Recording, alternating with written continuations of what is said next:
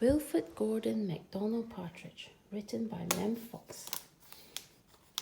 There was once a small boy called Wilfrid Gordon McDonald Partridge, and what's more, he wasn't very old either. His house was next door to an old people's home, and he knew all the people who lived there. He liked Mrs. Jordan, who played the organ, and he listened to Mr. Hosking, who told him scary stories. He played with Mr. Tippet, who was crazy about cricket. He ran errands for Miss Mitchell, who walked with a stick. And he admired Mr. Drysdale, who had a voice like a giant. But his favorite person of all was Miss Nancy Ellison Delacourt Cooper, because she had 4 names, just as he did, and he called her Miss Nancy and told her all his secrets. One day, Wilfrid Gordon heard his mother and father talking about Miss Nancy. "Poor old thing," said his mother. "Why is she a poor old thing?" asked Wilfrid Gordon. "Because she's lost her memory," said his father. "It isn't surprising," said his mother. "After all, she is 96. "What's a memory?" asked Wilfrid Gordon. He was always asking questions. "It's something you remember," said his father. But Wilfrid Gordon wanted to know more, so he called on Mrs. Jordan, who played the organ. "What's a memory?" he asked. "Something warm, my child, something warm." He called on Mr. Hosking, who told him scary stories. "What's a memory?" he asked. "Something from long ago, me lad, something from long ago." He called on Mr. Tippet, who was crazy about cricket. "What's a memory?" he asked. "Something that makes you cry, my boy, something that makes you cry." He called on Miss Mitchell, who walked with a wooden stick.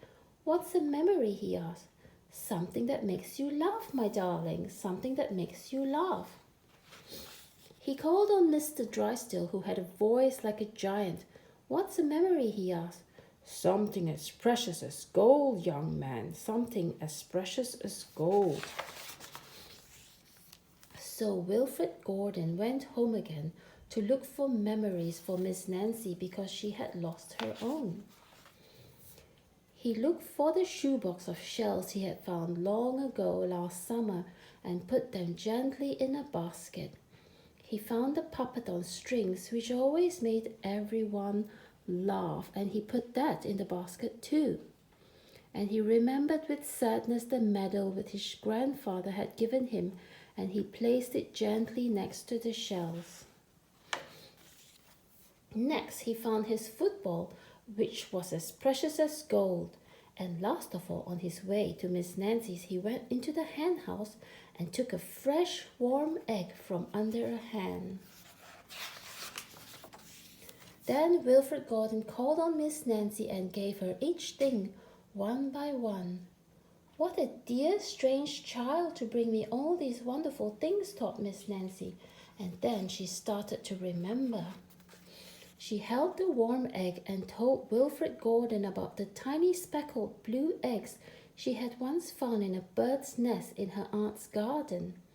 She put a shell to her ear and remembered going to the beach by tram long ago, and how hot she had felt in her button-up boots. She touched the medal and talked sadly of the big brother she had loved, who had gone to war and never returned. She smiled at the puppet on strings and remembered the one she had shown to her sister, and how she had laughed with a mouth full of porridge.